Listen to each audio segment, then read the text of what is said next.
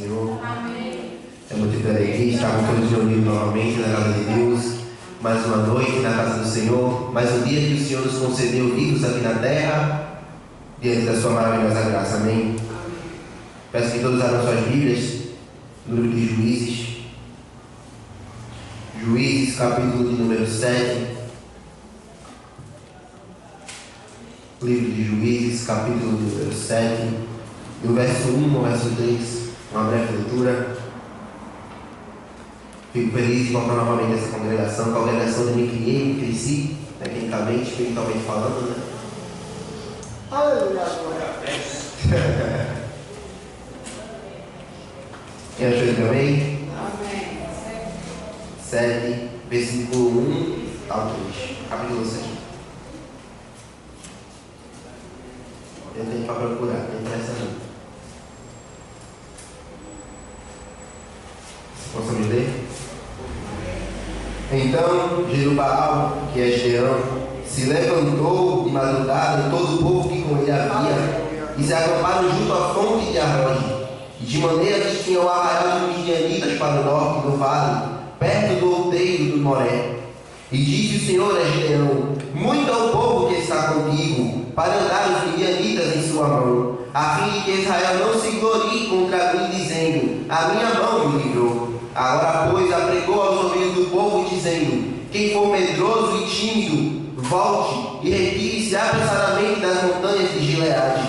Então voltaram o povo, 22.000, e 10 ficaram. Podem sentar.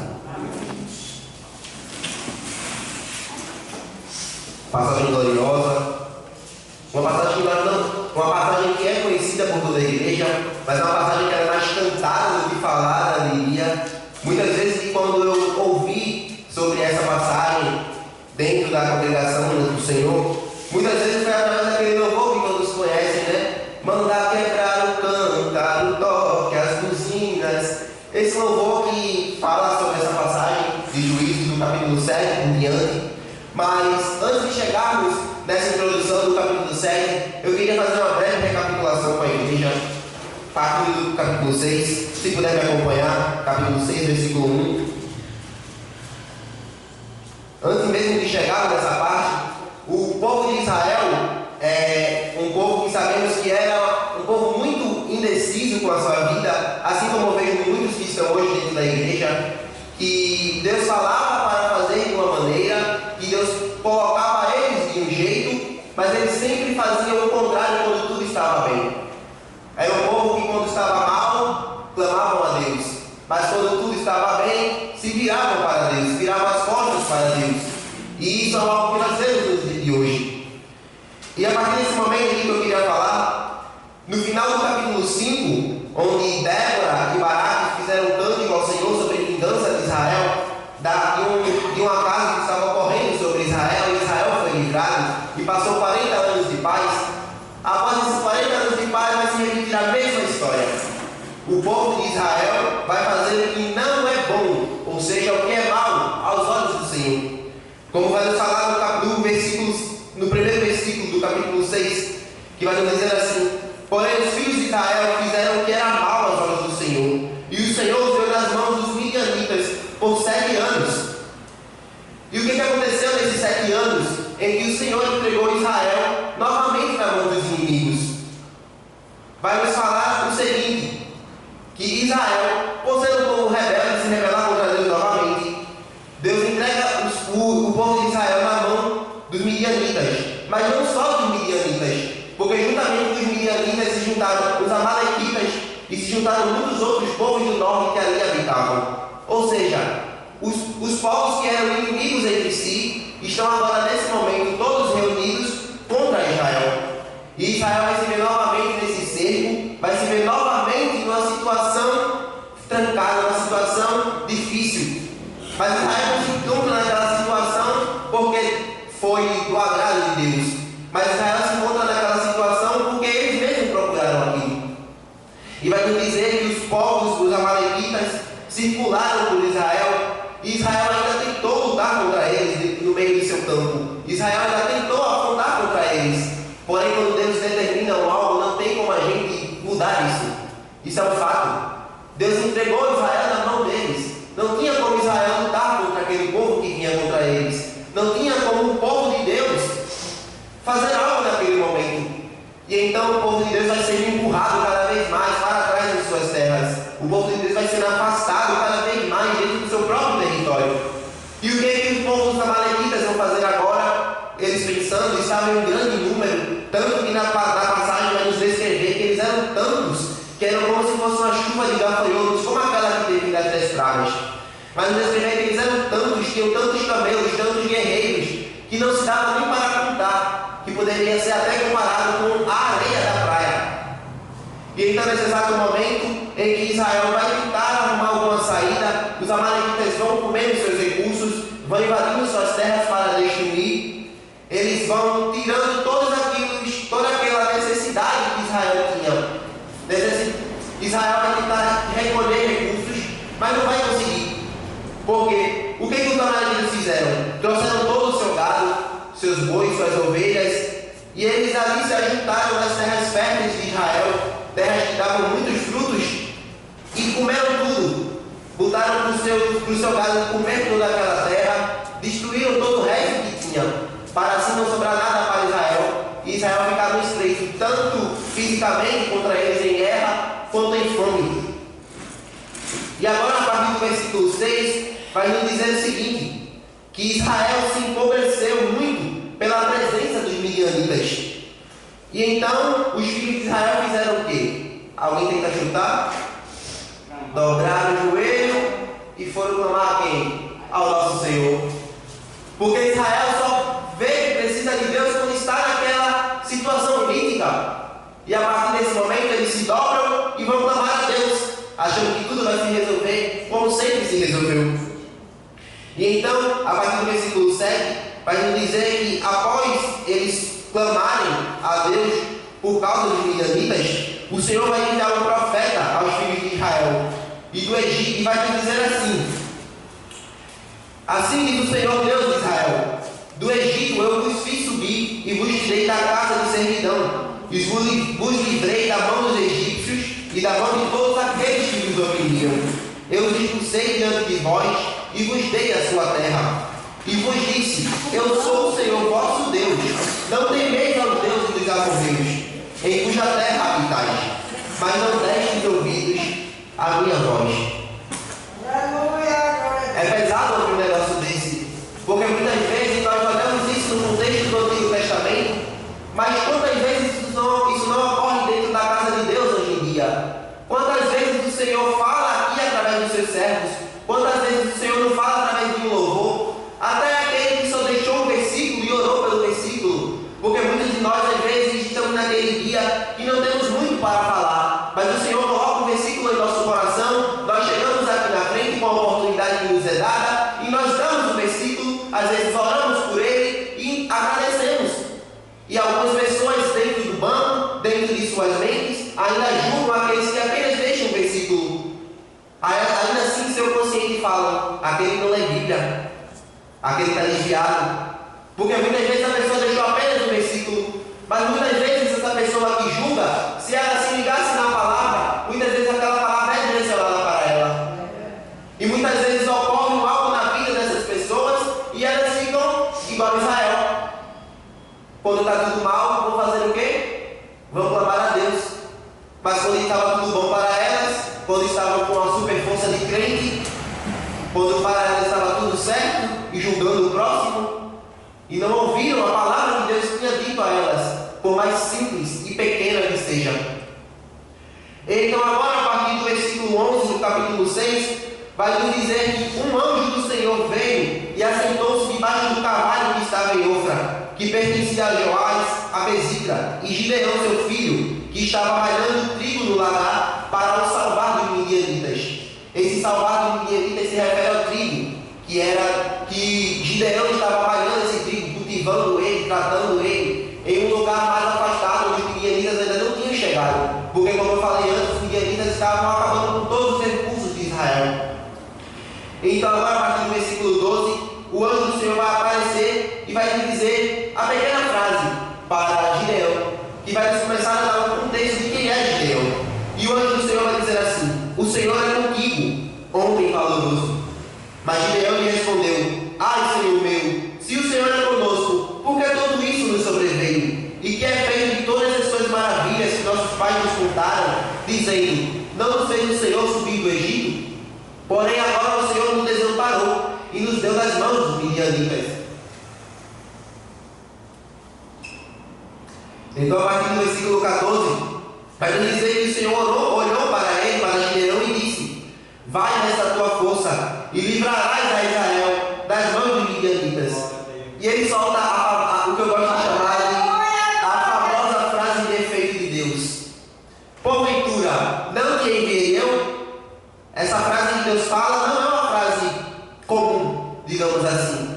Ele só disse essa frase para grandes homens dentro da história da Bíblia.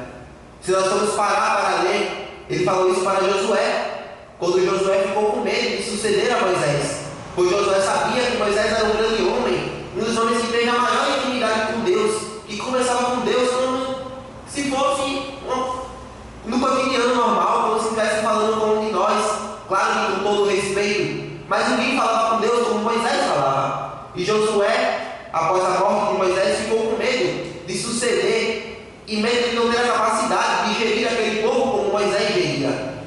E então, assim, no começo da história da liderança de Josué, Deus fala essa frase para Josué e também para muitos outros homens. E então, dando sequência, no versículo 15 ele lhe disse assim: ai, Senhor meu, com que eu livrarei a Israel? Eis que a minha família é a mais pobre em Manassés, e eu sou o menor da casa de meu pai. E o Senhor lhe disse: porquanto eu hei de ser contigo, tu ferirás os midianitas como se fossem um só homem. E então, a partir do versículo 18, acontece o que eu gosto de chamar de prova de fé, que é algo que o nosso pastor já nos ensinou, é algo que o nosso pastor já nos apregou, e que eu diria até que é uma doutrinária, né, meu pastor? Que é fazer a prova de Deus. Não é pecado nós fazermos prova de Deus, porque nós podemos receber uma profecia de alguém, nós podemos receber algo da parte de Deus, mas não é pecado nós queremos confirmar isso com Deus. Não é pecado nós chegarmos a Deus com todo respeito e falar: Senhor, se realmente foi o Senhor que me disse isso, faz tal coisa. O Senhor pode me provar de tal maneira, o Senhor pode me mandar um sinal. Não é pecado nós queremos receber uma confirmação daquilo que está sendo profetizado sobre nossa vida. E a partir do versículo 18, vai nos dizer que ele roubou a Deus, roubou ao anjo e a Deus, para que não se apartasse daquele ali, para que ele voltasse e trouxesse um presente e punhesse perante o Senhor.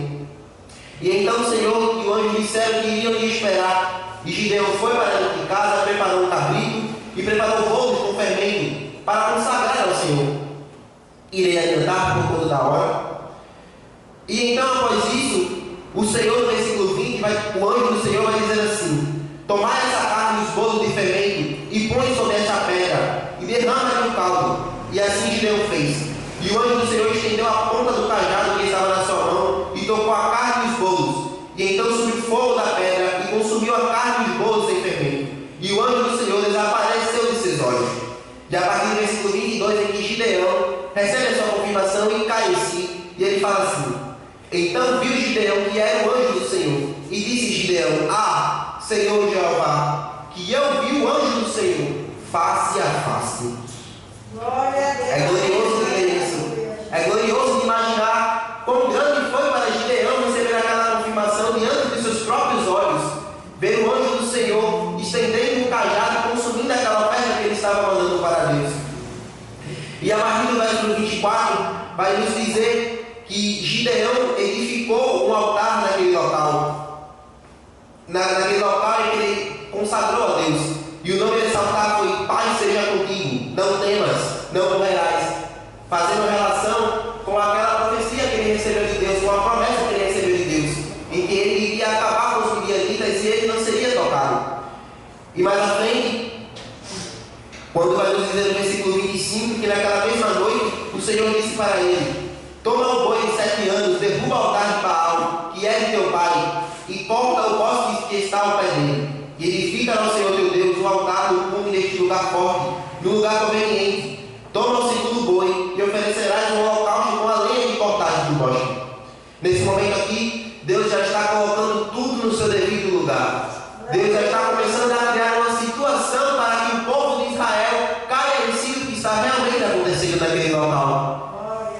E a partir desse momento, o que é que vai sobressair naquele local? Gideão vai fazer conforme o Senhor lhe disse. Gideão vai tomar o boi, Gideão vai tomar tudo aquilo que o Senhor lhe mandou. Ele vai chamar 10 homens consigo, para que assim ele possa fazer aquilo que o Senhor ordenou. Derrubar o altar de Baal, derrubar o altar de Deus falso e instituir um verdadeiro altar perante o Deus de Israel, o nosso Senhor.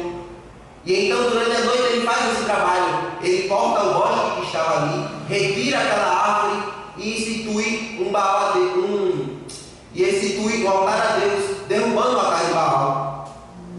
E assim, na manhã seguinte, quando o povo vai se despertando, do versículo 29 vai nos dizer assim, que os homens começaram a ficar intrigados com quem tinha feito aquela coisa. Porque todos aqueles que estavam na terra de Israel, a grande maioria, já estavam corrompidos e estavam adorando novamente ao Deus falso, adorando a Baal. E isso não é diferente de como eles fizeram antigamente. O povo de Israel já fez isso. Quando Moisés estava falando com Deus para receber a tábua com os mandamentos, o povo de Israel começou a adorar um bezerro de ouro, como se fosse um grande Deus. E novamente essa história vai se repetindo. E agora eles estão confusos, perguntando quem fez isso. E então, perguntando uns aos outros, os servos que estavam com Gideão falaram: foi Gideão, o filho de Joás, que fez essas coisas. Então os homens daquela cidade disseram a Joás: tira para fora o teu filho, para que ele morra, porque ele derrubou o altar de Baal e cortou o bosque que estava ao pé dele. Porém, Joás disse a todos aqueles que se puseram contra ele: contenderei vós com Baal? Livrado-ei vós? Qualquer que por ele contender, ainda esta manhã será morto. Se é Deus, por si mesmo contenda, pois derrubaram o seu altar. Nesse momento aqui, o pai de Gideão vai se colocar em sua defesa, vai colocar em defesa de Gideão e vai falar a eles: se realmente Baal é um Deus, se eles derrubaram um altar de um Deus, Baal irá contender por si mesmo. Baal irá tomar uma providência, já que Baal é Deus. E nada aconteceu. Porque sabemos que só existe um Deus, sabemos que só o nosso Senhor é Deus. Que Ele é o único Deus que existe no céu, na terra, embaixo da terra, nos céus. E sabemos que no dia de hoje, o que nós mais vemos é falsos deuses. O mundo está assim, repleto de falsos deuses. A idolatria está correndo solta. Como nosso pastor sempre fala, ainda mais nessa época, de Copa do Mundo, onde todos estão loucos, sedentos pela Copa, pelas suas frivolidades, pelas suas coisas superficiais e adorando camisas de seleções. Mas voltando ao assunto, que a hora é corrida, a hora passa que eu me vejo. E então, quando os midianitas e amalequitas e os filhos do Oriente se ajuntaram e passaram a acampar no vale de Jerel, então o Espírito do Senhor se revestiu em Gideão, o qual tocou a buzina, e os abiesitas se ajuntaram após ele.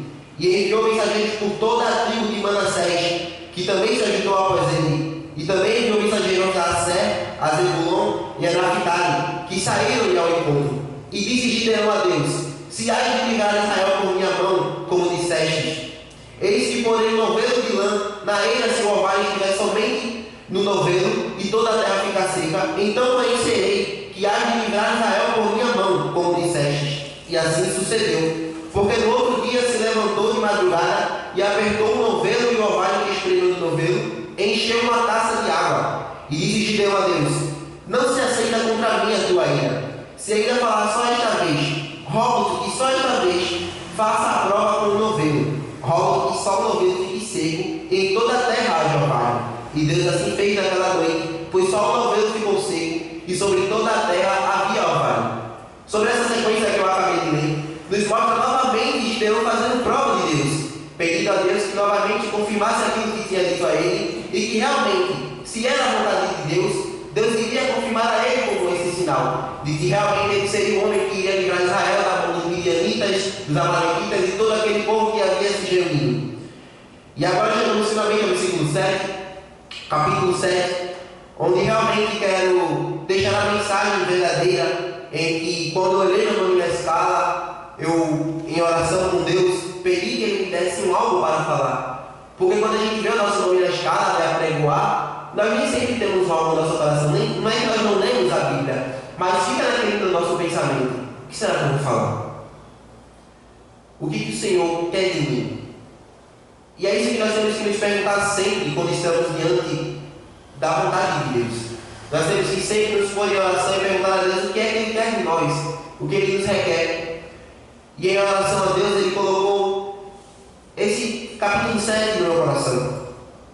E partindo do versículo 3, onde nós paramos, onde o Senhor mandou apregoar aos ouvidos do povo, que dizia: quem for medroso e tímido, volte e retire-se apressadamente das montanhas de Gileade.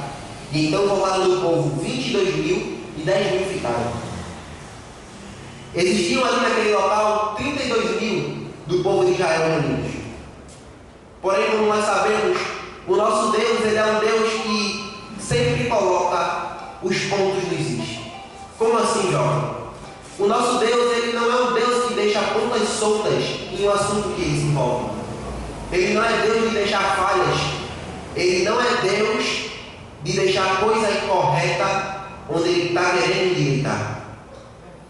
Ele não é Deus de botar o pé para trás. Quando Ele coloca o pé para frente, quando Ele estende a sua mão, é porque tudo aquilo que está torto irá se endireitar. E nós sabemos que o povo de Israel era um povo muito soberbo.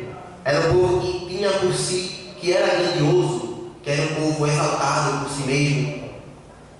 E então, Deus vai fazer duas provações com esse povo. E vai dizer que, na primeira provação, Ele vai mandar que Gideão apregoe, como nós vemos aqui no versículo 3, dizendo que todos os covardes, medrosos, aqueles que não têm a coragem verdadeira para lutar em nome de Deus, se retirem. E de 32 mil, apenas 10 mil ficam naquele local. Mas ainda assim, 10 mil é uma quantidade muito grande. Eu fico emocionado quando eu começo a falar disso. E a partir do versículo 4, o Senhor vai falar que ainda tem muita gente, e manda que Gideão faça o povo descer as águas, para que ele institua um novo teste de seleção para os verdadeiros guerreiros de Deus. E então ele manda que o povo beba a água, mas não conta a ninguém o segredo que tinha de Deus naquele momento. E como nós sabemos daqueles que leram e daqueles que já ouviram o louvor, nós vamos entender que Deus estava requerindo naquele momento aqueles que tinham atenção, aqueles que verdadeiramente estavam focados naquele objetivo, aqueles que estavam realmente entregues àquela causa. E desses 10 mil que estiveram, apenas 300 passaram nesse teste de Deus, que eles não olharam para baixo, eles não perderam a atenção do foco, trazendo assim a água com a mão até a sua boca. Glória a Deus, aleluia. E quando eu falo disso, quando chega a esse ponto em que o exército dos Amalequitas e Midianitas eram mais de 50 mil homens, como que, na nossa cabeça humana, como que 300 homens podem contender contra mais de 50 mil? É algo impossível. Não há como 300 homens derrubarem 50 mil. Mas há uma coisa que diferencia isso tudo. Quando há uma promessa de Deus envolvida, não há uma causa que se levante contra o indivíduo. Porque Gideão já tinha confirmado, Gideão já tinha a certeza de que ele estava debaixo da mão e a proteção de Deus. E quando eu olho para a igreja aqui em Guabiraba, lembro-me de quando, na minha época em que eu formava aqui com a mocidade, nós éramos em torno de 12, 14 jovens. Nós fechávamos os 3 bancos e tínhamos que sentar até na cadeira das crianças. Mas Deus me traz hoje aqui para falar da vice-dirigente Helena, da dirigente Aurinha, e para todos aqueles componentes que estão aqui dentro da igreja. Deus não trabalha com quantidade, Deus trabalha com qualidade. Deus tem um propósito muito lindo na vida daqueles que são verdadeiramente fiéis a Ele. E assim como Ele disse a Gideão aqui, nessa passagem, foi como se Ele tivesse dito o mesmo aqui dentro dessa igreja: quem for covarde, quem for medroso, pode ir. Porque Deus não precisa de nós, somos nós que precisamos de Deus. Nós estamos em uma relação de obediência, de necessidade. Nós somos carentes de Deus.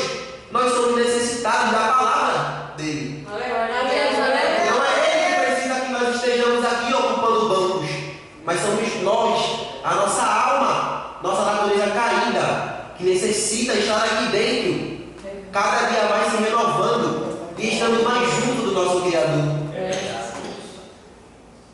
E muitas vezes eu digo isso porque eu já conversei com Bruna, com a nossa dirigente do Raio de Luz, e eu sei que bate uma tristeza no coração de dirigentes. Não é que componentes e membros da igreja não sintam, mas de quem está à frente daquele grupo, de quem está à frente daquele órgão, daquele trabalho, bate uma tristeza, bate um pesar no coração. Meu Deus, por que tantos saíram? Por que tantos correram? Só aqueles verdadeiros corajosos e escolhidos ficam diante da presença de Deus.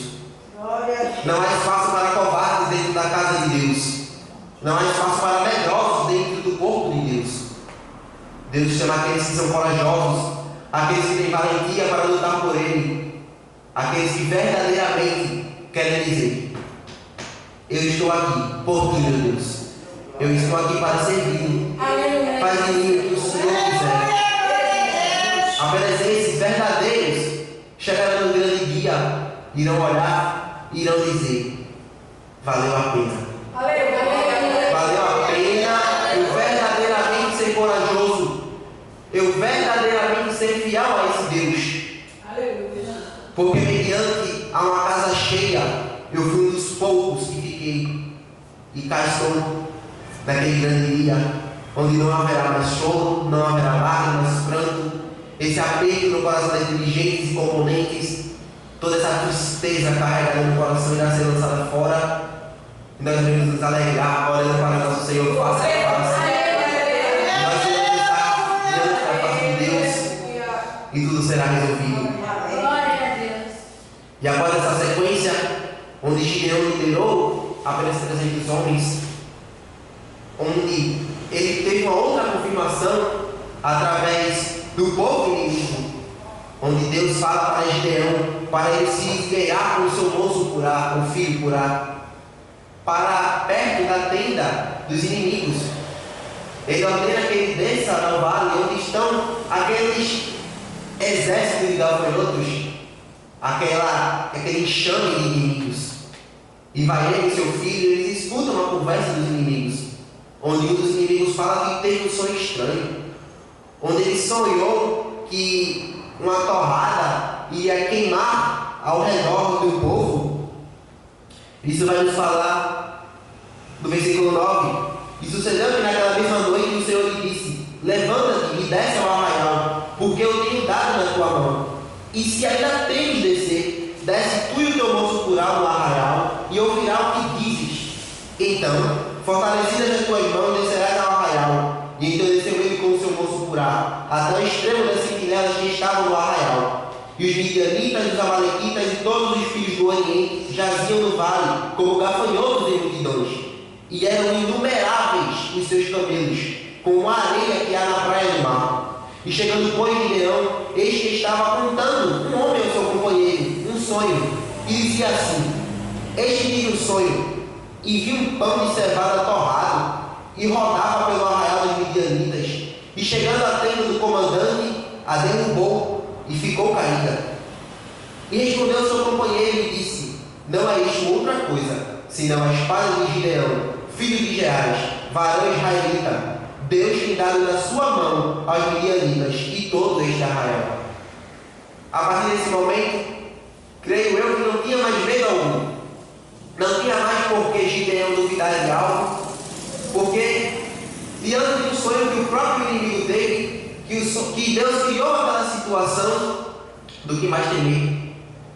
E então Gideão volta para o seu arraial, volta para as tendas, divide seus 300 homens em 3 grupos de 100, e eles sitiam aquele lugar, exatamente como dizia no sonho. Eles levaram cântaros e buzinas, quebraram os cântaros, acenderam o fogo e ficaram em volta daquele arraial. E o povo, com muito medo, os midianitas com medo, fugiram. Mas Deus, ele não faz nada pela metade. Deus entregou a cabeça dos 2 príncipes, os 2 comandantes, como ele havia dito no sonho de revelação. E assim encerrou-se a história de Gideão. A partir desse momento, desse pequeno trecho em que nós fizemos essa reflexão, onde nós vemos que a promessa de Deus é algo muito grande em nossas vidas, E aquele que verdadeiramente honra, aquele que faz prova para ter a confirmação, alcança a vitória. Glória a Deus. Aquele que verdadeiramente crê e está debaixo do querer do Senhor, alcança o grande objetivo. Que Deus abençoe a igreja. Em nome de Jesus. Amém. Eu retorno para o meu pastor.